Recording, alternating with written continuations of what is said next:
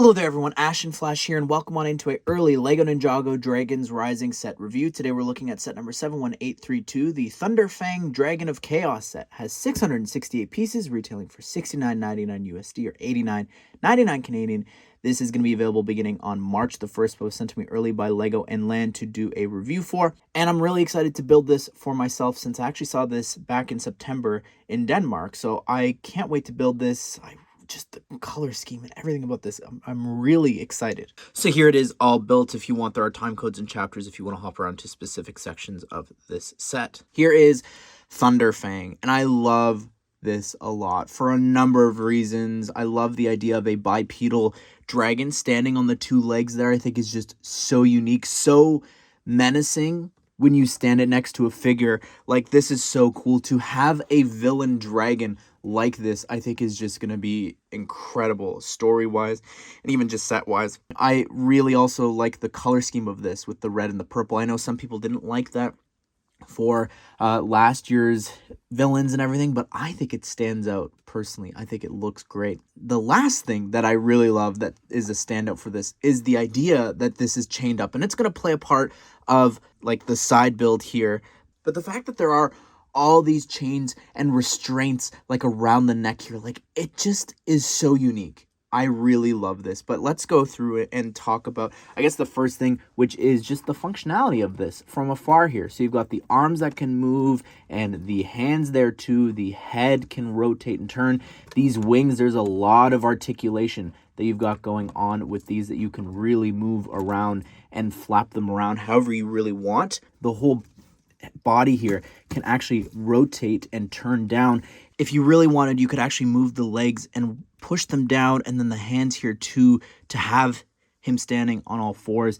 The tail here in the back you can also move and articulate a lot too. Now the whole arch of this doesn't really fit. It just is sort of a more primal stance, I guess, if you want to have him on all fours. But let's take a closer look. We're going to do things a little differently, work our way from the top down, just because I really love the design here for the head and the neck. So really cool with the transparent pink there, the crystal pieces there. The eyes look very creepy there, the bit of the purple and the bright purple there as well for the printing. The black design there on the side, I think it's just the exact same on the other side of the head, just reflected. Now what's interesting here is the jaw looks really cool too, so you could actually open that, and I think the piece that they're using there for the connection is so much better than that one with the stud in the center. So I think that works really well. Again, you can rotate and turn this. I like the little spikes there, but then this is just so cool. This restraint is amazing. You've got this sticker there on that curved piece, as well as some chains that are showing here too. You've got another little loop there for the restraints and everything. These blade pieces up there look great, as well as this little pearlescent piece there. And this is, to me, just amazing. And if you want to, let's see, can you actually remove the restraint? I think you might have to pop the head off. No, look at that. You can slide this out. So that's what that looks like with all the curves and everything. And you just detach that from that little point there. Now, if you want to completely free him, you're going to have to remove the hands there as well for those gold rings. So that's completely all loose and off. And then over here on this side as well, you need to again pop that hand off, and then you are good to go. You've completely set free Thunderfang from all the chains and restraints. Now the arms look great. I really like the sticker there on the shoulder and just the pattern that that has. You can see down below there's a little bit there too. I like these bones sticking out. That's really cool in tan with the different sizes. These big blades there too, just sort of coming around there on the spot where the elbow meets there for the evil arms. You've also got, again, the ball joints there, so you could rotate them, and you can rotate and move around the hands too. I like the tooth pieces there, the fangs in red for the tips of the fingers. Not the biggest fan of these studs being exposed, as well as there's this little clip for some reason. What I really like is up here, you'll notice that the two arms, they're actually a little bit different. I double checked, you use two different pieces, the horn piece there for one end and then the big tooth piece for the other. So I like that. That's just adds a little bit of difference between the left and the right side. Over here on this arm again, you've got some stickers there.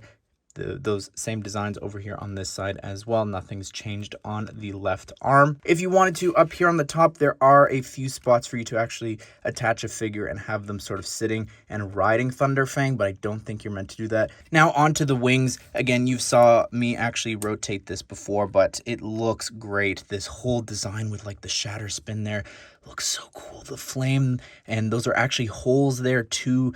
Oh my goodness, looks so cool. And on the other side here, just I think that the beams and all the Technic and everything there is pretty good. You've also got stud shooters on the wings there too, which just launch out transparent red flat tiles. Over here on the other side, exact same thing, just the whole pattern and everything is reflected. Again, another stud shooter. Over here on the back, you do have these tooth pieces there sticking out, which I think look really good, and you can angle them and move them around if you want to as well. I really love all the tiling here, like just how that really hugs that curve. Like that just is great. I really loved building this thing. And as you come down here, again, how those tiles and bow pieces are all just perfectly lining up. Following the spine down, you've got this section here, which I think looks good. No complaints. It comes into the tail bits there, and I don't know about those studs being exposed again.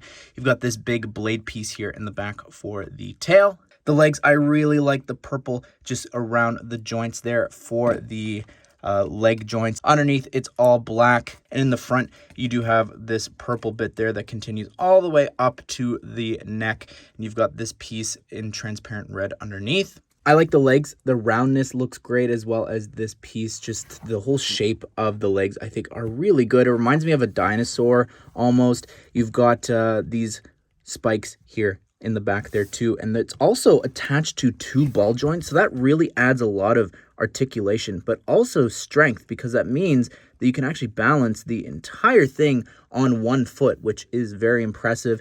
You do have a sticker down below there on the foot, which is this interesting little pattern with the purple, and you do have some claws down here below as well in red. And over here on the other side, it's the exact same thing for this leg, just reflected. I didn't talk about those tiles there for the purple, but that looks pretty good there too.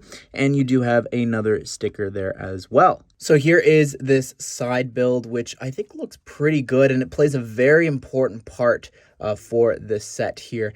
It's great. You've got this banner, which I think is just such a cool design with the transparent pink that it's got all of the designs and everything printed on. You just slide that on top there very easily, and you can remove this here in the back and swap it around if you want to move it over to the next spot. I really like the design with like the masonry bricks, those tiles down below on that angle and everything, and just the shape of this. It has a very similar archway to the side build for the other March 1st set. In the back here, I think you're meant to store the yellow crystal that Aaron has in his hand there. But anyways, let's show off this incredible play feature. So what you need to do is you take the chain from Thunderfang and just lift up that section there and drop it. So there you go. It's locked in now. He can't escape. You can see that even pulling on the chain, it's still not coming loose. So what you do is you take the pearlescent blades, which are the collectibles for the Winter Wave of Ninjago, and you put them inside of those axle holes there. You put one on one side, and you can see even with one, it's still chained up. But then when you put the second blade in there, you could see just by pushing it, it will actually lift up the center bit, allowing this chain to come free. So that's so cool that the blades are lifting up this spot here, and then you can also reach and grab the crystal, which I think is really interesting. But that's such a unique play feature, I think. I know that like these are getting a lot of hate for being the collectible. Let's start with the exclusive figure here to the set, the new Aaron minifigure. Looks great. I really like the new hood piece here that they've got. It's got the gold horn still there, but the black hood looks really cool. Also, for the neck attachment there that holds the 2 katanas in the back, it's nothing new. It's the exact same one that Cole uses, but because of the new black look here for Aaron, I think this fits really well together.